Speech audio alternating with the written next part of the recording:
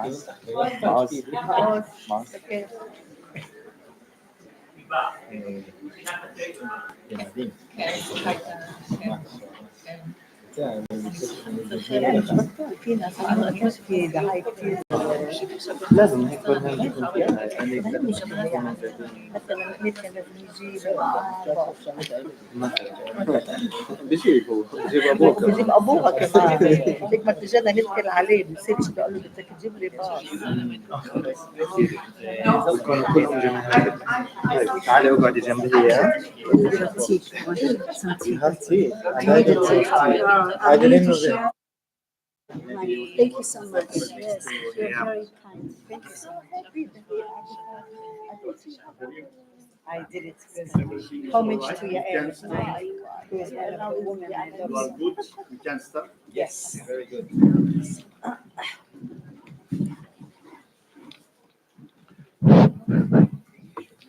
Maybe I will take it by mistake. Speak in English. You can.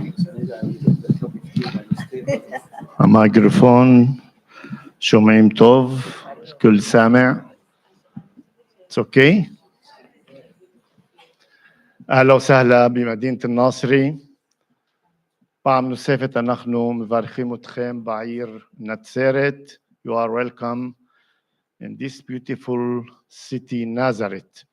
I hope you enjoyed this silent walk inside the old city.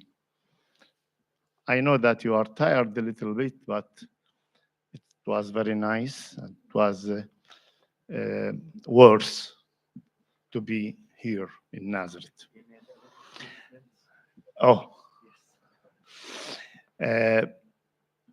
من حيث اللغة، إذا حدا عنده أي مشكلة في اللغة الإنجليزية، من الممكن إنه يتواجد في نهاية القاعة لأن يكون في ترجمة مباشرة بعيدة عن المنصة. יש לו בעיה בשפה האנגלית, הוא יכול להגיע לסוף העולם, ושם יהיה תרגום גם לעברית, וזה לא צריך לתרגם לאנגלית. This we cannot translate to English because we are talking in English. It's a great honor for me to moderate this important panel, both in terms of its timing and significance. Yesterday, we all watched with heart filled with emotion, hope, and pain, the prisoner exchange between the Israeli and Palestinian sides. What stood out most were the sense of ordinary people, and we have to see all the time the ordinary people, Arabs and Jews, committed to peace and rejecting war and violence. This reaffirms our hope and strengthens our resolve to uphold the principles of Martin Luther King, Gandhi, and Nhat, Hanh. Today, we gather in this beautiful city of Nazareth, the city of the Annunciation, but also the city of doing good things. And from here, we make together a good news also, a place rich with symbolism. We aspire for this historic city to once again be a beacon of hope for all the world, replacing darkness with light and promoting the values of tolerance, peace, and common life among all the peoples, peace and all the religions and communities in all over the world. Nazareth is not also cherished by its residents. It's a treasure for all the global heritage. Again, welcome to this nice city, Nazareth, and together to make hope and together to walk towards the sun and towards the peace in all over the world. Welcome to Nazareth.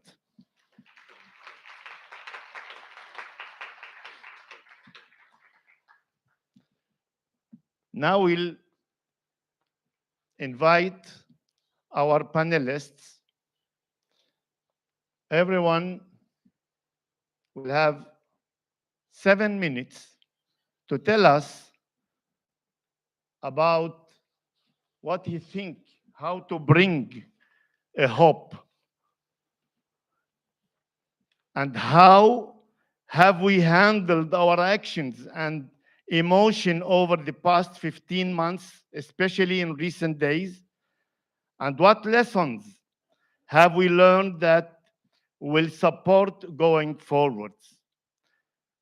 What is the inspiration we get walking in this place?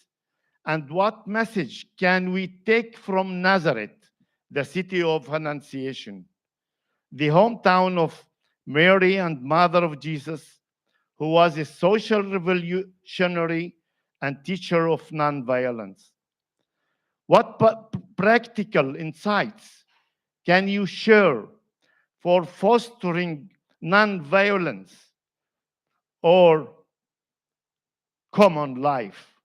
How do we find peace in ourselves so that we can think and act from a place of open mind and open heart? In these difficult times, where do you find hope? And how can we help others see that hope too? How do we remember that we are all human? Like what teach us, Thich, Nhat, Hanh teach us, man is not our enemy. It's greed, it's fanatism, it's a violence, and not the man. We are searching the man and the humanity in every human being in all over the world. And to be as humanity, as a human being, in this eye, we can see each other, Jewish, Arabs, Americans, British, from all over the world, from India to Africa. We are in this small global equals. We are equals. We are human beings. This is the base of what we are doing now, today in Nazareth. You are welcome, and I will invite Dr. Stephen Fulder, Buddhist teacher, author, founder of the Israeli Insight Society, Tovana, and of Shvil Zahav, Silent Peace Walks. You are welcome.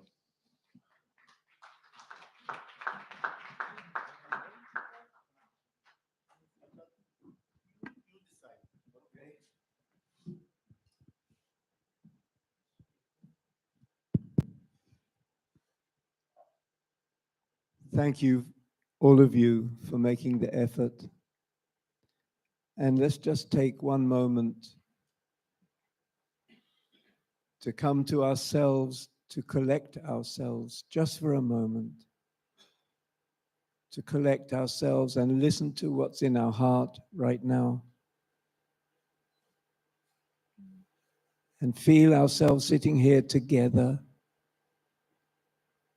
this sense of togetherness which we feel right now. And have a sense that we're coming back home, to come to ourselves, to come and join each other is a movement to come back home. And let's feel it now for one moment.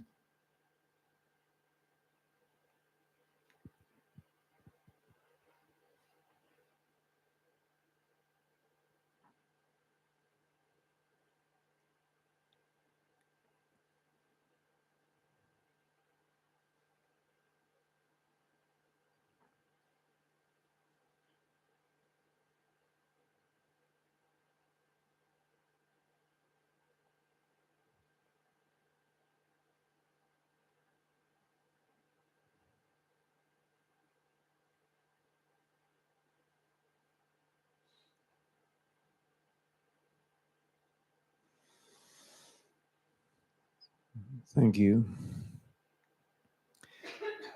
So we are here because we have the courage to see things differently from the consensus and from the ignorance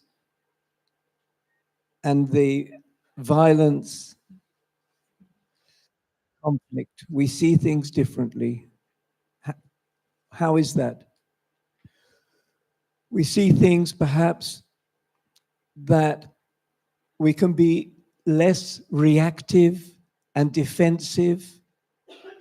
We are more aware that actions in the world sow seeds and the fruit come later. And I think all of us are heartbroken at what is happening around us, what is happening in Gaza right now. We are all heartbroken, and partly because the seeds being sown will bear fruit. And it's scary. And we can see that the wrong seeds are being planted. We see pain, we see suffering, we are touched by the pain, and the pain of all sides. And perhaps also there's somewhere deep in our heart that says, first of all, we have to be human beings. First of all, our humanness needs to come first. Before anything else, our heart needs to be soft and kind before anything else.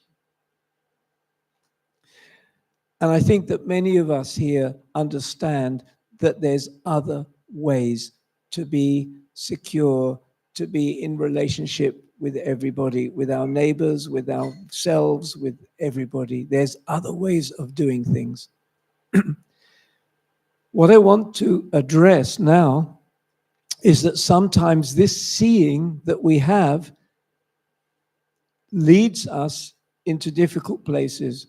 We feel we're not aligned with the world around. We can often feel despair and being alone with the way we see things when the whole of society seems to be going in the opposite direction.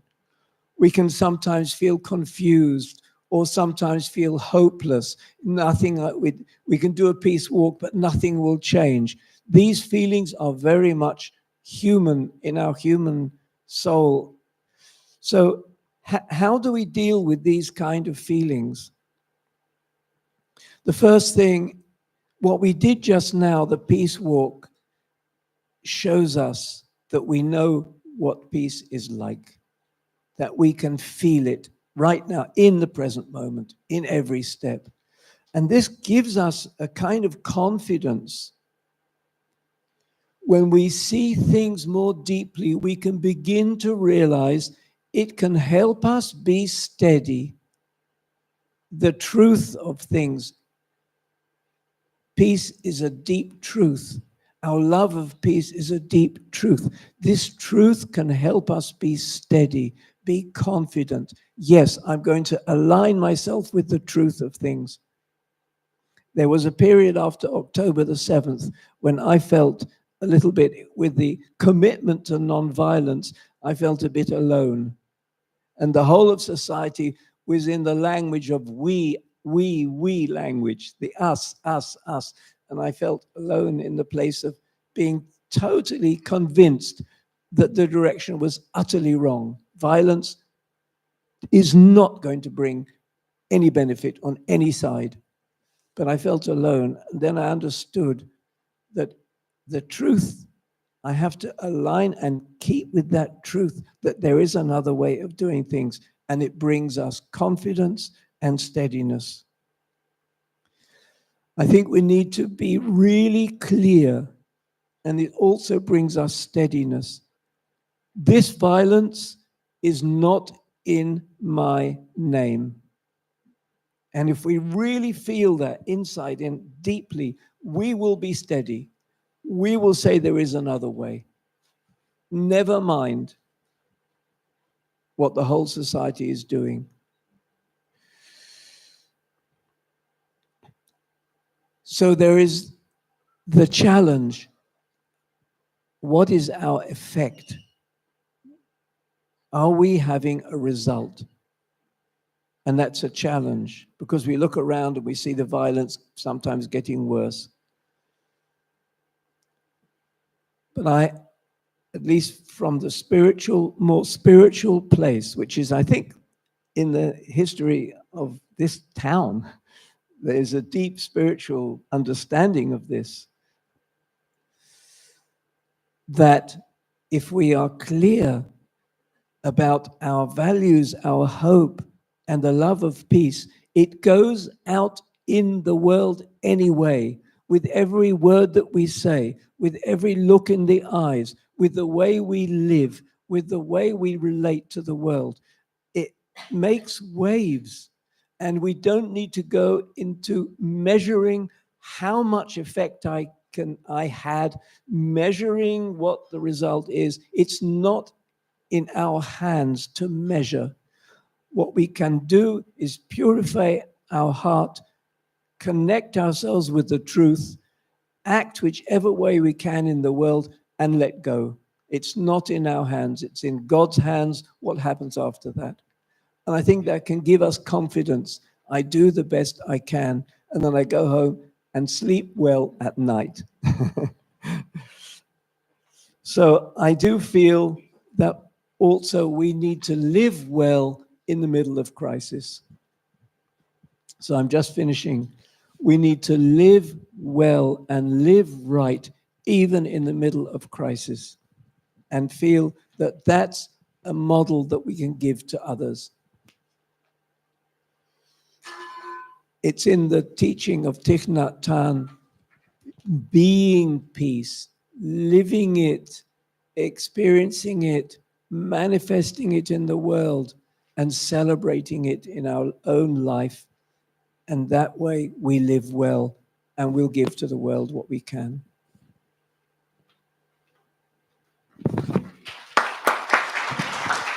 Thank you, Doctor. Now, I invite Hyam Tannous, woman wage peace activist and retired senior counselling supervisor in education. You are welcome here. Thank you, Suheil.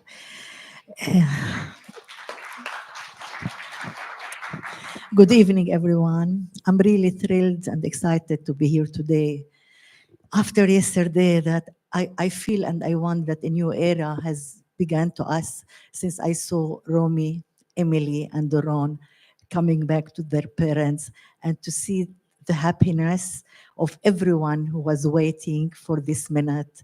And I believe that all of our hostages are going to come back.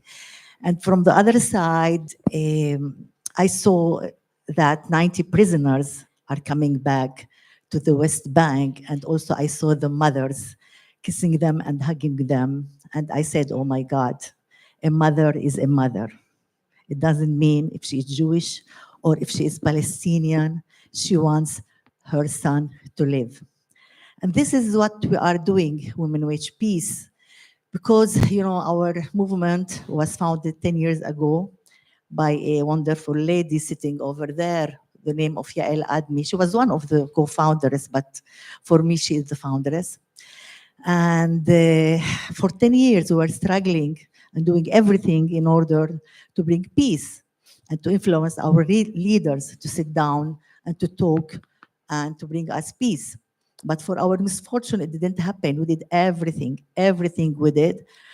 But we said something is missing. We have the Israeli mother, but we need also the Palestinian mother. We have to talk to her and we have to ask her, does she really want peace? Does she really want a change? Does she really want a new future for her kids? And first of all, I would like to say, for me, it was very important because I identify myself as a Palestinian Israeli woman. And for me, I felt very, very, very sad, and my heart was bleeding when I saw that the people whom I belong is at war with the country where I'm living in. It's a very dreadful feeling, and I don't wish that to everyone, because we are two pieces. One piece feels and thinks about here, and the other, I say I have two shoulders. One shoulder is here and the other shoulder is there, because it's very difficult for me to see also what's going over there in the Palestinian Authority. So we started to think together, can we have a partner? Everybody says we can't have a partner. So we searched and we found Palestinian women, great Palestinian women, who also, they have a new movement. They founded a new movement called Women of the Sun, and together we wrote the pact. We wrote the pact and the petition we called her the mother's call, that every mother in all over the world, it doesn't matter who she is, she wants her kid to live. We women, we brought children to the earth in order to see them growing up, to see them married, to enjoy our grandchildren. But for our misfortune, most of us, we go and we visit them at the graves.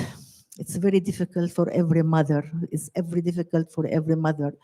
So after we wrote that petition, we started, we felt that also the Palestinian women feel the same.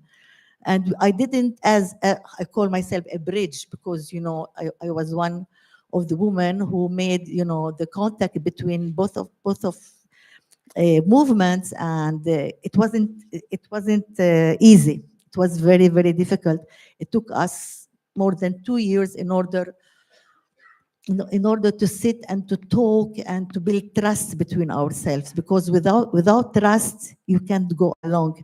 You can't do anything.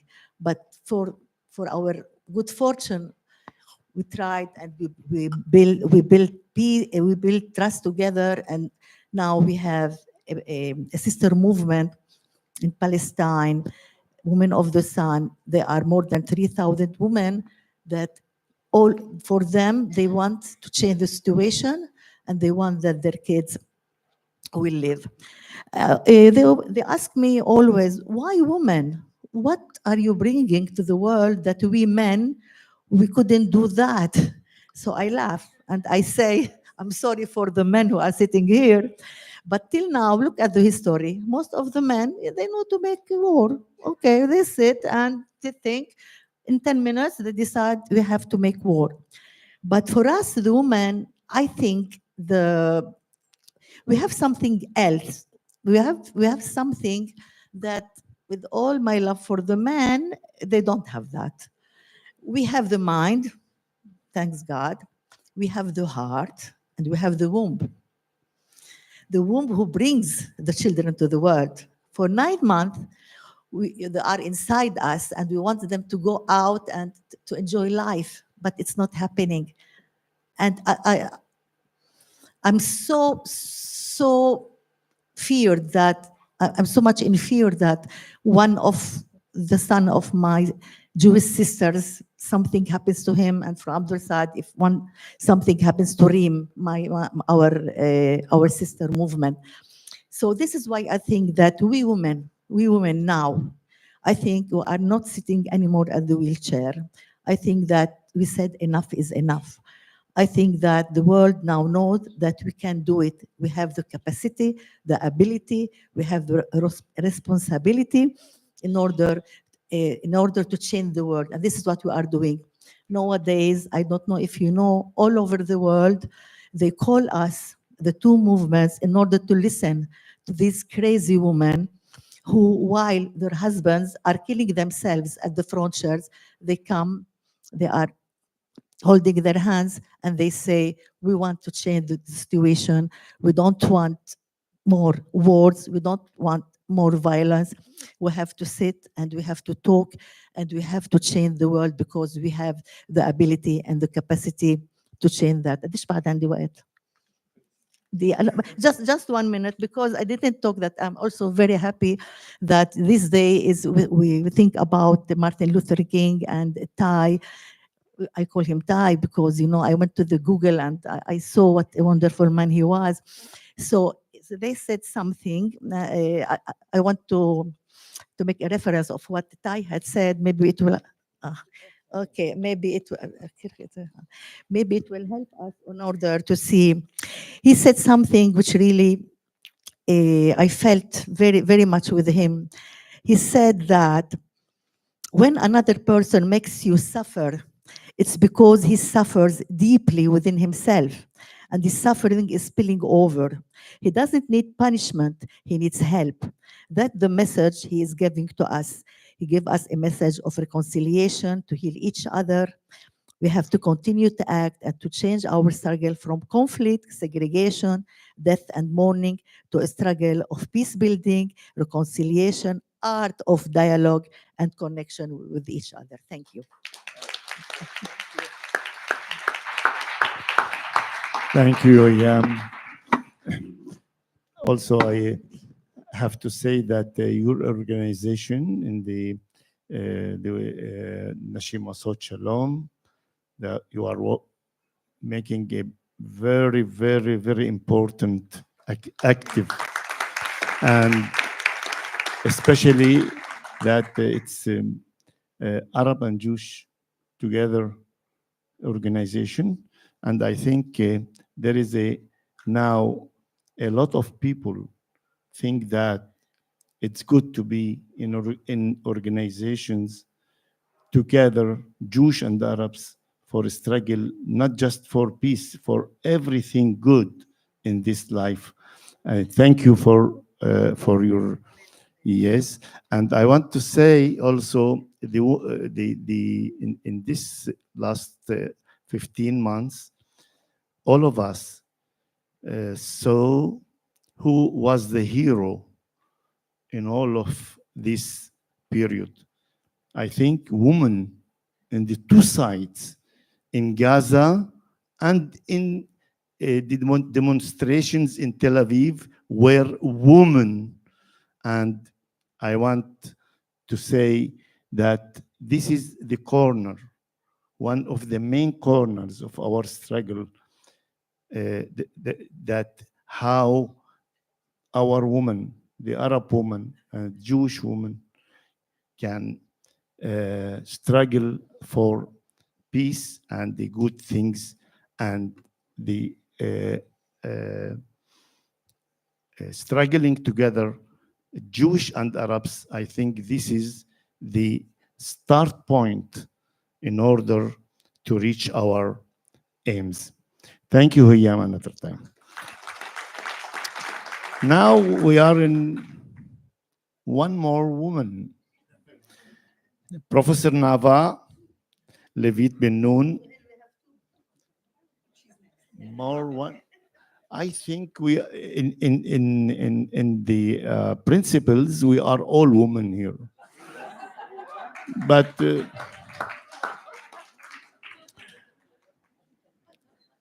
Associate Professor and Director of Sagol Center for Brain and Mind at the Reichman University.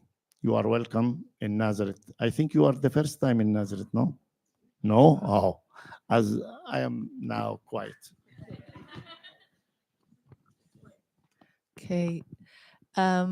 So I thought that maybe I will bring the angle of the cultivation of our mind and heart, or in my language, of our brain and body. And I want to suggest that it will be very difficult, I think, to really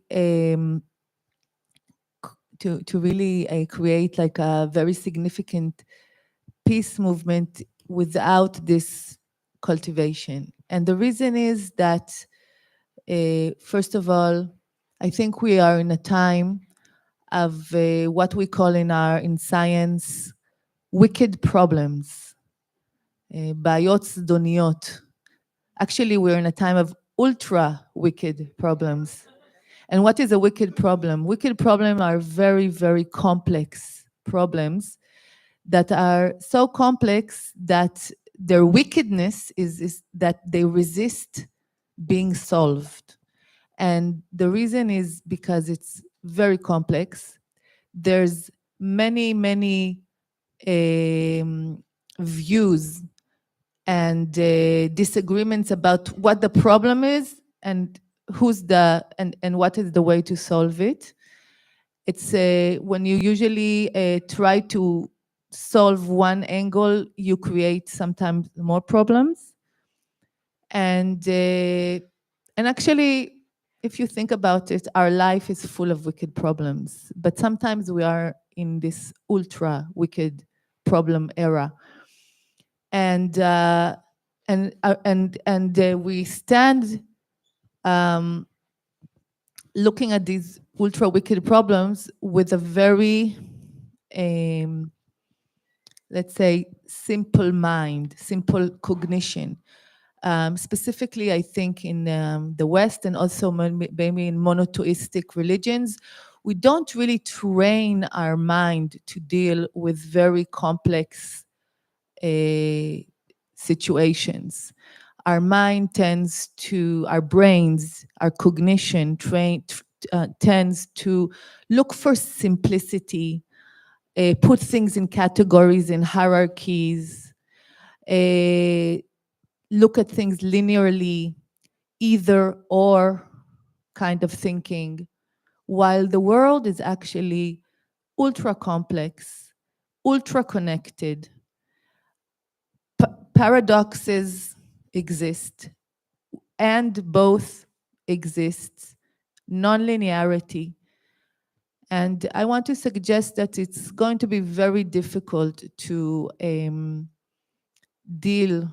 really deal with these challenges that we need to deal with right now, without being able to cultivate a cognition and heart that can actually deal both cognitively and emotionally with this complexity, with this uncertainty, which is also part of characteristics of reality, right? With surprise, and with looking for causes and conditions beyond the immediate one that we see, and understanding that we are always in a point of view. We're always in a point of view. We will always see the situation from one angle. And if we can move in a circle of perspectives, then we are getting closer to reality. So so I will not use the words of the Buddha, although I'm here with my teacher. I will use the word of a system thinking scientist that says if you really want to understand the world, you have to love reality, get closer to complexity. And how do you know that you're not on the way? When the world surprises you. How do you know you're on your right way where the world does not surprise you? So I think that being being committed to develop a mindset that I call it peace supporting mindset, that builds the cognitive and emotion abilities to be able to look for new opportunities, new ways, new directions in the complexity that we are now facing, in wisdom, in patience, in curiosity, in gentleness, in humility, and in courage. Yeah, I think this is a peace mindset. And one of the things that here with this amazing guy, you know, these are all wise elders. I call these wise elders. So I have really the opportunity to sit in the circle of wise elders. And this young guy, which became a wise elder, we had this discussion about the ability of our mind to imagine. One of the things that I can say as a neuroscientist, I'm a brain researcher, one of the most exciting things in neuroscience today is that we understand that actually our brain is not a computer. Our brain is a hallucinating machine.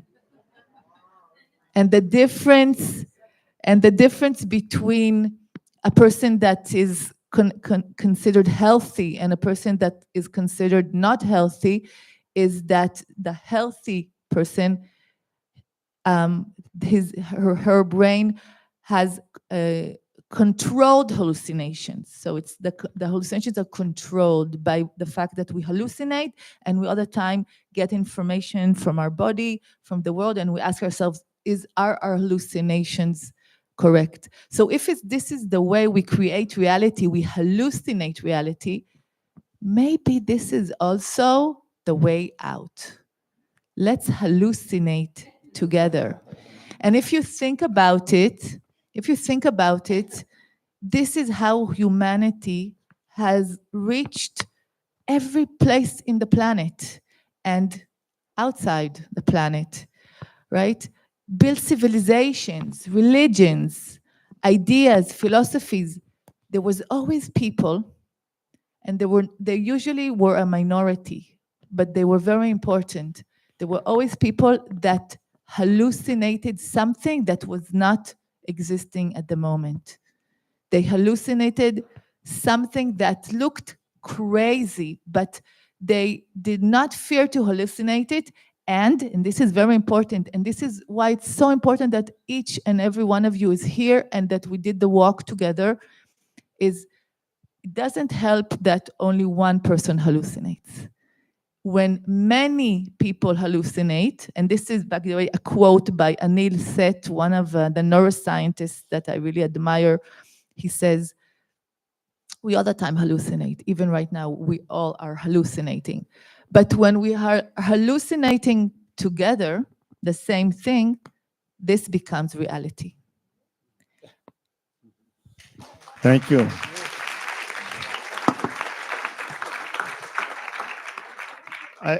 I have learned the lesson now, new one, from Professor Nava, how to use this science for my struggle for peace. And I think it's something we have to talk about it more and more later.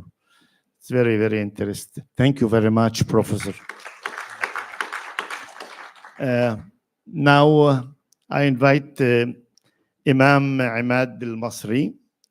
Imad al-Masri is the Imam in the Muslim al-Ahmadiyya community. It's a community, especially in Haifa, I think, and they have a center. And I want to tell just one sentence about this community. Not just in the last struggles and the last 15 months, the terrible 15 months before, this community organized a lot of activities in their center based on common participate, Jewish and Arabs, in order to be, first of all, together, and after that to struggle for peace, equality, and common life in this part of the globe. And thank you for your community and for your coming here, Imam. We are waiting you to give us another new lesson, maybe between religious and struggle for peace. I don't know. Okay, Assalamu alaikum. Peace be upon you all. First of all, I want to convey the salam of Muhammad Sharif Ode. Many of you know him personally. He's the head of the community in the Holy Lands, including Palestine and Israel. And he says salam to all of you. And he is so sorry for not being here among you all. So, assalamu alaikum from him this time. Okay.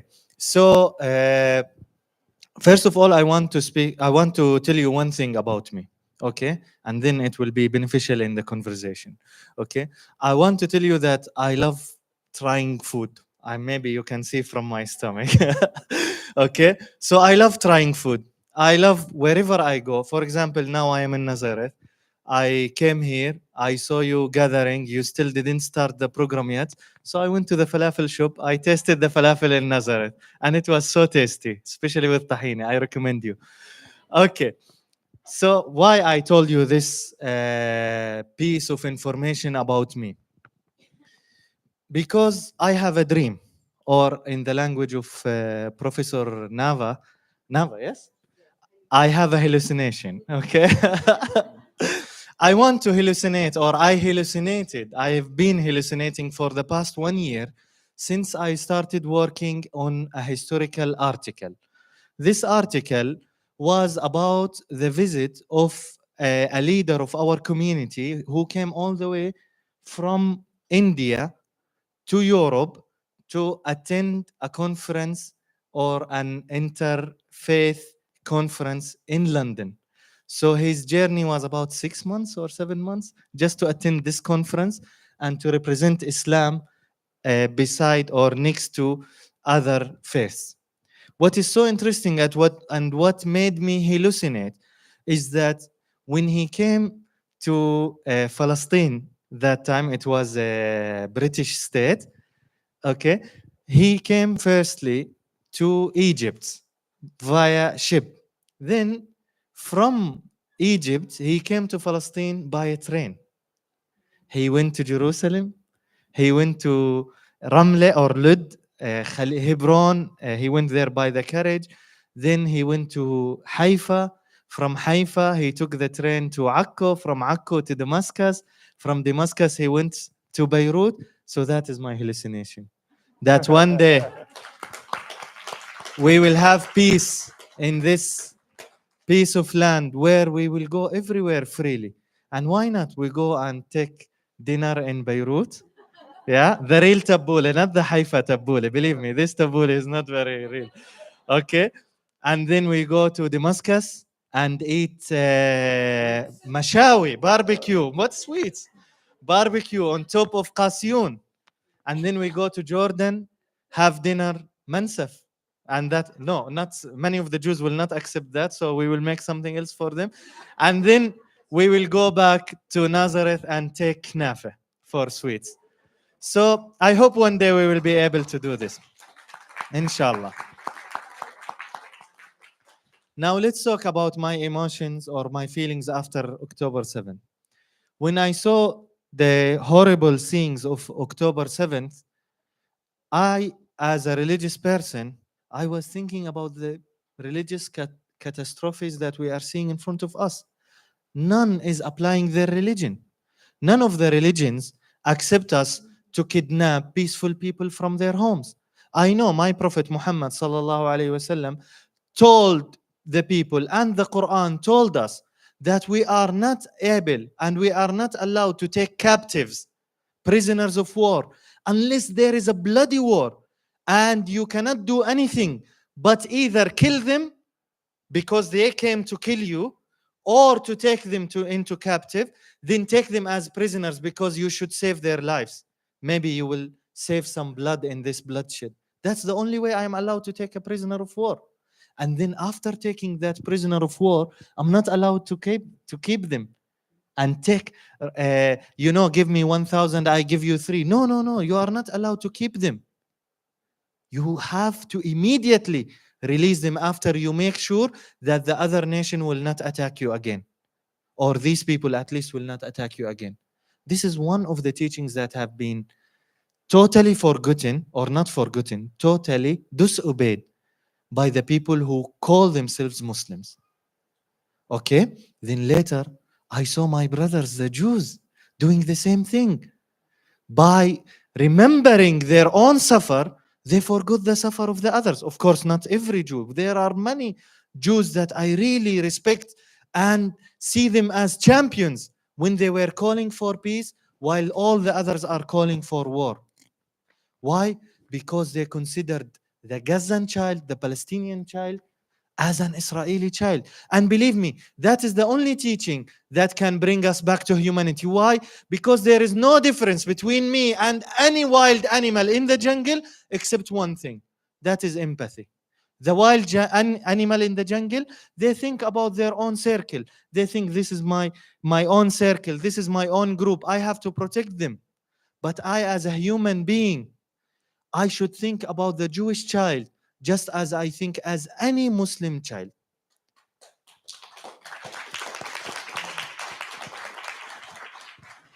This teaching we follow by heart, and we shouldn't forget at all. I don't want to make it longer for you.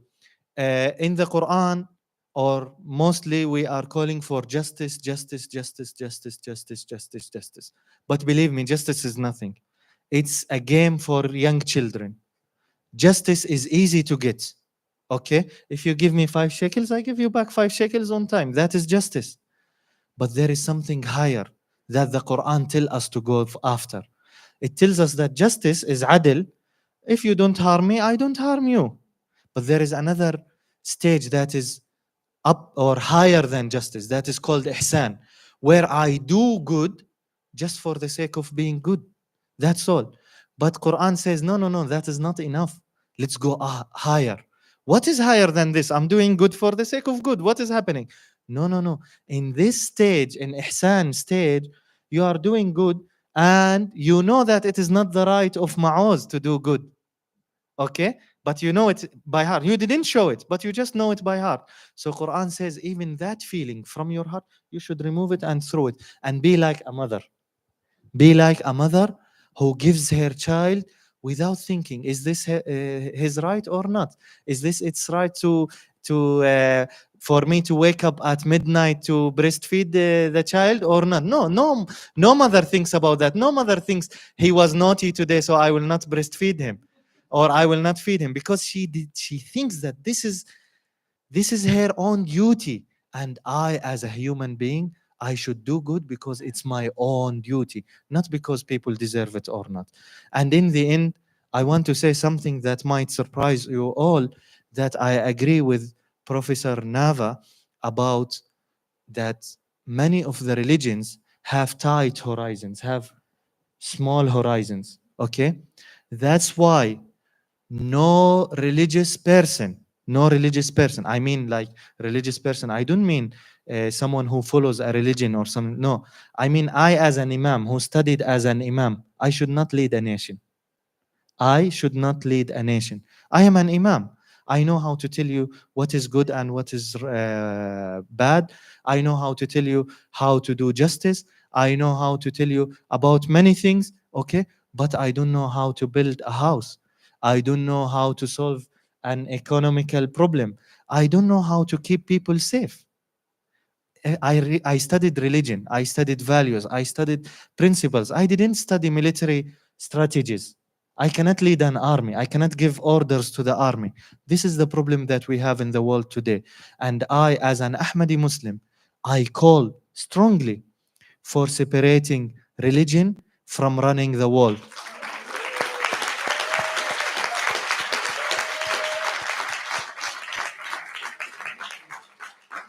because politics is just as medicine. I cannot go and open the heart of someone because hearts were mentioned in the Holy Quran. I cannot do that. I need a cardiologist who studied how the heart functions and how the heart's organs are connected to each other. And this is what we need. We need politicians who know politics, who can separate between their emotions and what is happening in the world. I don't say that they should not be humans. They can be human, but they shouldn't bring their own grudge, because a religious politician will take everything for his own group. And this is what we see today in many governments in the world. They are taking, what can I take for my people? What can I take for my people? Because I'm finishing my 10 after 4 years or 5 years. Yalla, let's eat, let's eat, let's eat, let's eat. And then I leave everyone else just left out. So we need politicians who look at all human beings as human beings. And as the Prophet Muhammad sallallahu alaihi wasallam, the Prophet of Islam, said that all human beings are children of Allah. You are all children of Allah. Who is the most beloved in the eyes of Allah? Not the Muslim, not the Arab, not the Jew. Allah doesn't have Shem Mishpakha or name of family. He's not al-Masri. He cannot prefer me over you just because I am al-Masri or because I am a Muslim. The most beloved in the eyes of Allah, according to the saying of Muhammad sallallahu alaihi wasallam, the Prophet of Islam, the most beloved in the eyes of Allah is the one who does the more good to the other children of Allah, the other creatures. Thank you very much. I will just conclude with one saying of the founder of the Ahmadiyya Muslim community. He said, I love all human beings. I love all human beings like a mother loves her children even more. واو شكرا كثير كثير كثير شكرا. Thank you Imam Imad. I need your telephone number. Yes, I need, because I started to think how to make a good meeting, big meeting with you in Ramadan occasion nearby, and to know also the relationship between these values, very important values, to our, how to use it to our everyday life, to reach peace in this area. And thank you very much. It was very important. We still have 2 speakers. I have a wicked problem. The wicked problem that if I won't go home in 2 minutes, I'm not going to be in peace with my women, with my daughter Eden and with my wife Shlomit. So Okay, now okay, I will do it fast. I invite Maoz Inon. He's my old friend. We were friends before the 7th of October, and we are now more friends after the 7th of October. Inon, אתה גדול. בבקשה. שוקרן. אחינועם. היא תעשה 2 דברים. גם תדבר וגם תשיר. כי אנחנו רוצים לשמוע שיר ולהשאיר אותה בסוף.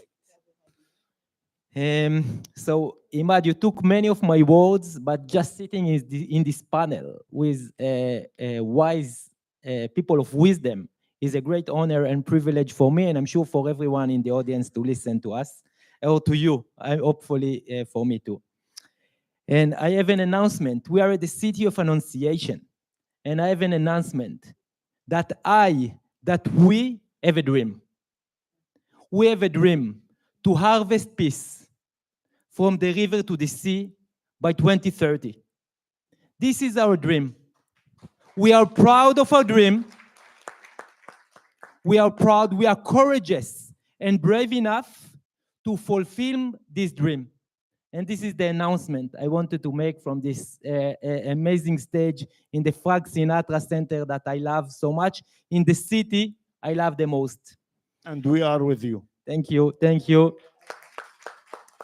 And I want to continue the lessons of the three prophets we are celebrating tonight. The Jesus, the prophet Jesus, who for me is most valuable and meaningful words were the words he said when he was stabbed along the Via Dolorosa when the Roman soldier stabbed him. And he said, forgive them, Father, because they don't know what they are doing. So I am personally practicing radical forgiveness. Radical forgiveness. I forgive those who murdered my parents, and I forgive those who are accountable for them being killed. I practice in radical forgiveness. And we are here to continue the legacy of Dr. Martin Luther King. And in his peace, non-violence walks change humanity and showed us that dreams can become true. And we are here to celebrate the legacy of Thich, Nhat, Hanh, whose non-violence, resistance, and peace walk and legacy we celebrated in the holy city of Nazareth today together. And also I was listening to everyone, all the wise people here, and no one answers to Suheil's question. How do we make hope? Where do we find hope? So I will answer your question and then I'll run home. Hope is not something we can lose, not something we find, or not someone any of us here gonna give you. Hope is an action. Hope is the series of action that's starting with a dream, that we dream together, we hallucinate together about a better future, and together we act. Muslim, Christian, Jews, Buddhist, Baha'i, and others. Together we act in order to make our dream into a reality.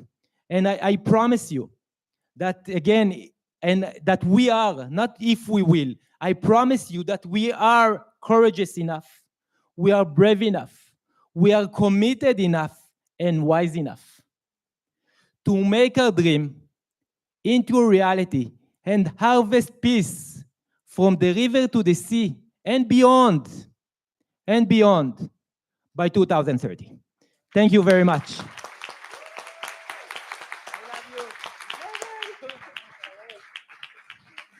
I'm running to my women. Bravo, Maoz.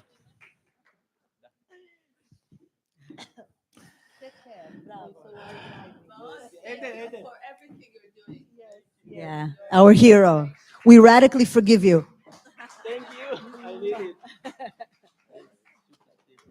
And thank you for all the organizer. I know how hard you all work to make it happen. Yeah. And this is again another proof that dream can come true. So Yeah. thank you for all the organizers.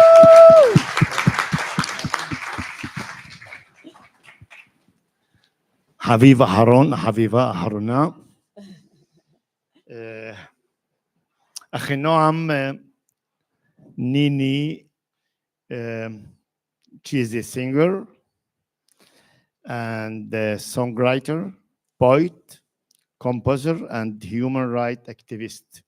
The main thing is that she is a human rights activist, I think. And she is well known in the Arab society, not just in the Israeli society. And we ask her to speak, to tell us how she can bring hope. And after that, and this is the most important thing, to hear song. Thank you. You are very- welcome. Thank you. Thank you very much. Thank you. Thank you so much. I'm honored to be here. Truth is, I was planning to say all kinds of things, and now I'm not going to say any of that because so many beautiful things were already said, and I truly, I mean, I was blown away by you. Wow, you boy, this is the kind of religious leaders. Can I copy paste you to all the different? This is what we want. Humor, compassion, wisdom, beauty in a human being that is a religious leader. Thank you so much. Yeah. And thank you to you for organizing this peace walk. And I don't know much about you, but I can tell, wow, there's a ray of light coming out of you. And I'd like to be close to it. We'll talk about that later. And you, wow, I love everything about the whole hallucination. We'll talk about that later too. I have a lot of experience with that. And I love it. That's where songs come from. That's where all the good things in life come from. It's beautiful what you said.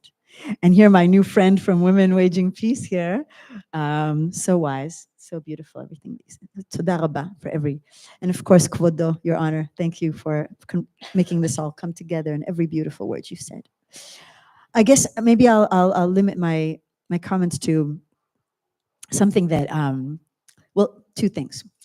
First, I want to talk about pain, pain management, pain. I think that here in this region, the Middle East, we are swimming in a sea of pain. Everyone, all of us. We each have our stories and our narratives. We have our history, and a lot of it, most unfortunately, has to do with pain. And I think that the number one thing is that we just want someone to see us and to see and recognize our pain. We want someone to tell us, yeah, it's okay. I see you, like in Avatar, one of my favorite movies. I see you. I see your pain. I see your humanity. I recognize that pain. I'm with you, man. You know, I'm with you. I see your pain. Pain goes a long way. Just telling someone, yeah, I see your pain. I feel your pain. And when you are able to feel somebody else's pain, then they are able to feel yours. And I say, be the first. Don't wait for someone else to take the first step. Take the first step. Say to the other, wow, I'm with you. I know you've suffered. You're hurting. You're there. I feel that. And all of a sudden, I think miracles happen when you do that. The miracle is that person their defenses fall, and they're more able to see you for who you are and see your own pain. And I think that after 7 October, we saw that radically. That was a radical thing that happened, that we were unable to see the other's pain. Walls were immediately built. And that was it. You know, we in Israel were devastated by how people don't understand the pain we're going through. People will deny that 7 October happened. They don't care about the hostages. They'll be ripping down the posters.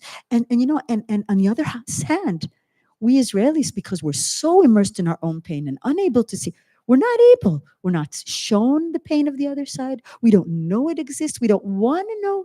And then everyone is separate. And others' pain is not seen. And that is not good.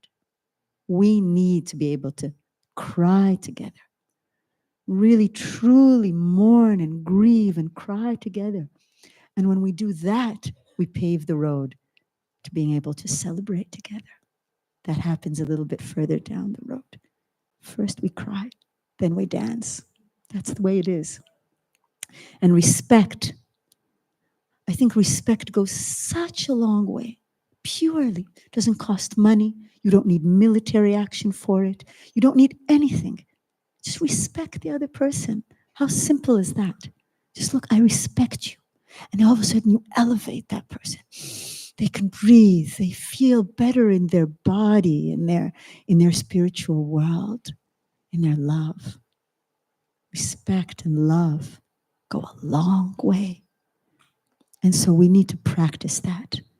To feel, to see each other's pain, to practice respect, and to live always in love. And it's not a cliche, and it's not naive. It is truly, truly what we are, what we were born to be, and who we are, all of us. I think that in the great wisdom of the world, there is always convergence. When you really go down underneath, you find the same things. In the purity of Buddhism, of Islam, of Judaism, of all the great philosophies of your line of Islam, everything you said, everything at the root level, it's the same, and it comes down to love. That's what it's all about. And when we are able to truly live that way, then the door opens and we see the light and we're on our way to a better place.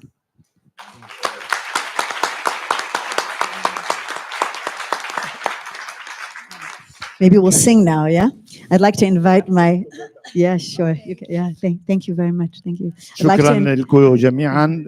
Yeah, We'll sure. hear have You a can song stay now. here if you want. You don't have to leave. Stay, Okay. Sit down. stay, sure. Yeah. حضرة الإمام I want to invite تقدر to. ترجع طلبوا منا نرجع. Yeah, you تمام. can. I'd like to invite to the stage a wonderful human being who has been my musical collaborator, but not only has been my teacher and friend and partner for 35 years, and that is Gildor. Please come to the stage. Yeah.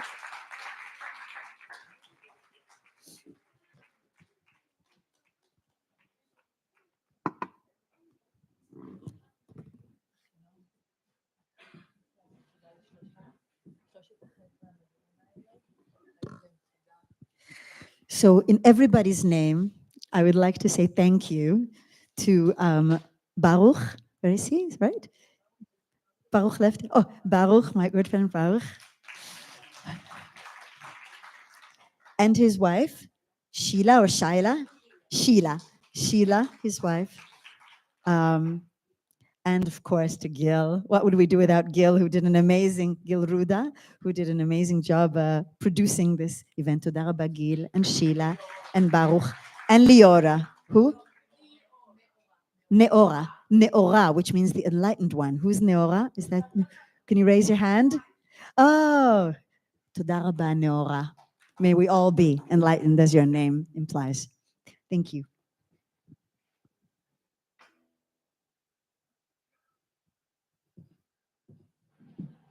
Shalom, Gili. Shalom. Yeah. So the first song that we're going to sing two songs. The first one is a song with which we had the honor to represent Israel in the Eurovision Song Contest in 2009. This event was viewed by many, many millions of people around the world. We did it together with a wonderful singer, songwriter, actress, activist, brilliant woman by the name of Mira Awad. I wrote the song originally in English. Mira translated it to Arabic and Gil to Hebrew. Gil also was a co-writer of the song together with me. And it was wonderful that the song was accepted and embraced at the time by the Israeli Eurovision Committee. I'm sad to say that would probably not happen today, but it will happen again in the future. That is where we're going. So. I'm also proud to say that this song has been sung and taught in schools all over the world, continues to be. And its message, I feel, remains incredibly relevant to our day. Gil did this beautiful arrangement after the 7th of October, where we wanted to sing the song again and again because Eurovision is a very glitzy and feathers and sequins kind of event. We felt that was less appropriate for the times. And so thank you, Gil. And thank you to the sound engineer. I'm so bad with names. What? Mochi? Mochi. Thank you to the sound engineer, Mochi. Toda Mochi. Shukran ktir. And for enabling us to convey our sound to you through the system.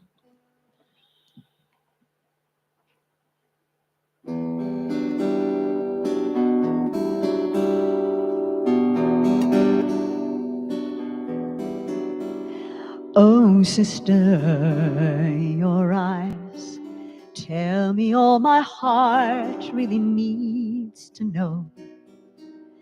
Oh, sister, so dear, you and I are here, raising up a voice that is clear. And when I cry for both of us. My pain has no name. And when I cry to the merciless sky. I say, there must be another way. There must be another way. עיניי חכות, כל מה שליבי מבקש אומרות. עברנו עד כה דרך ארוכה, דרך כה קשה יד ביד, והדמעות זולגות זומות לשווא, כאב ללא אשם, אנחנו מחכות רק ליום שיבוא אחרי. There must be another way. There must be another way.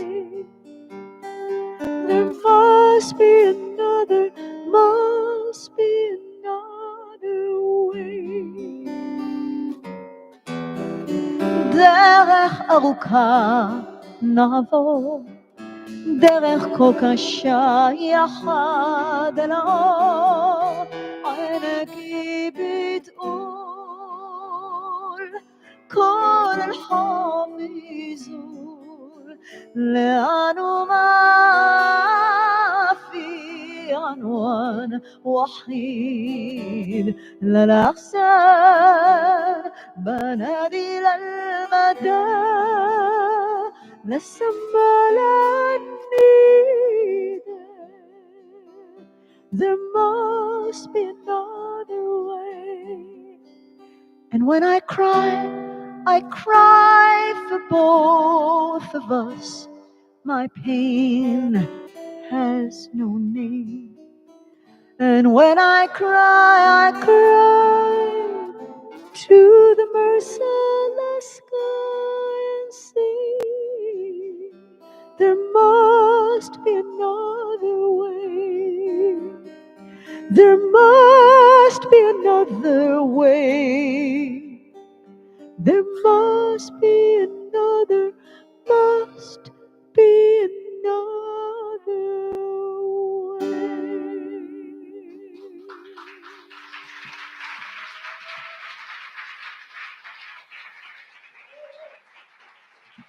תודה רבה. Thank you. Shukran. So the second song was not planned, Gil, but since I got a special request from my, so here we are in Nazareth, the birthplace of Christ. And I have to say, I'm a fan of Jesus Christ. I'm not religious in any way. And my Judaism, by that, I'm Jewish, but I consider myself a cultural Jew. I am religious in a very deep way. I pray to the God of music, and I believe in love. That is my religion. But I love many of the things that were said by Jesus Christ, like what Maoz said as well, but many other teachings as well. Unfortunately, many times the great teachings of very wise and enlightened beings that have come to this earth to open the door are then taken to some less enlightened places. And we've seen that, most unfortunately, in religions throughout history. And as my good friend the Imam said, so many things done in the name of God, which are sacrilegious. No, killing in the name of God, war in the name of God. No. Only love, only love. And so I'm going to sing a song now that changed our lives. I'll tell you the little story about it. So during the Gulf War, we began our career. We've been working together, Gil and I. Very soon we have a 35th anniversary.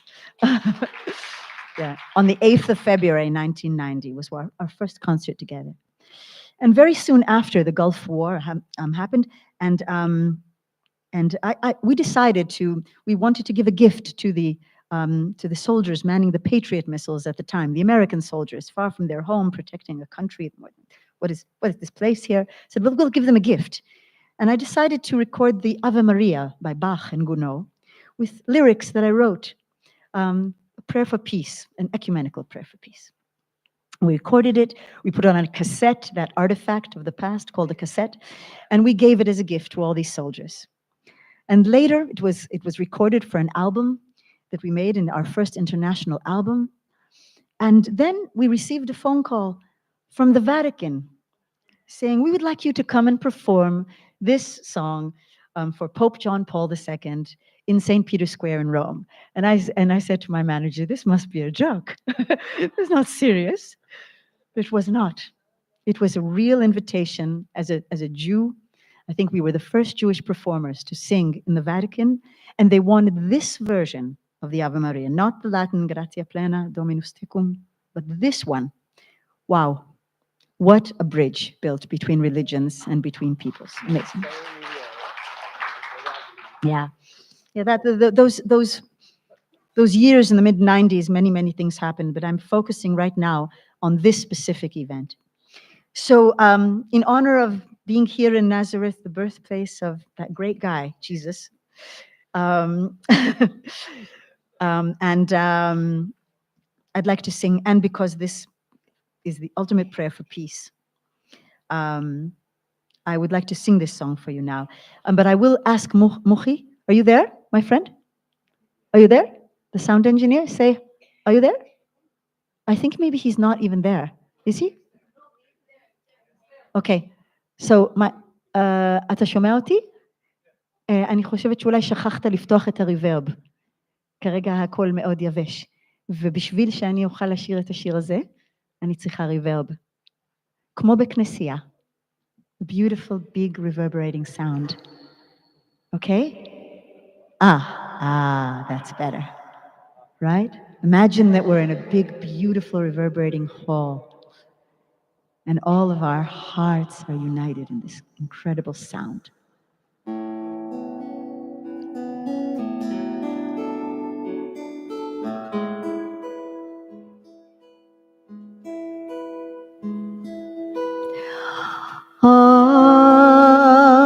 Ave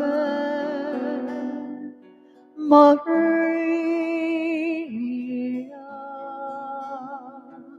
where have you been hiding? Don't you know we need you? Things are looking pretty bad down here. I know that there is beauty, gentleness, and laughter. These are things you always stood for. Help us find them too. Hey there, Maria, Santa Maria, Maria. May I take liberty and say that it's a shame to be not to live in harmony. We're wrong, just hoping someone will step forward singing. Amen. Amen. Come on, let's join him and sing Ave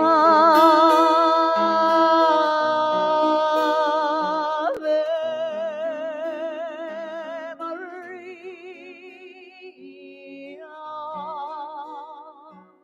Where have you been hiding? Don't you know we need you? Things are looking pretty bad down here. I know you hear the fighting, see the torch we're lighting on our quest for peace and freedom. Help us see this through. Hey there, Maria, Santa Maria, Maria. May I take liberty and say that it's a shame to be not to live in a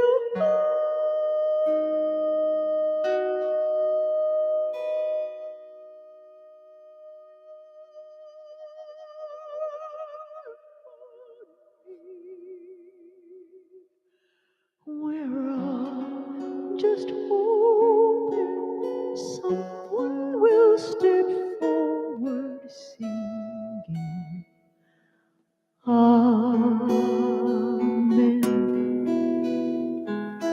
Amen. Come on, let's join him and sing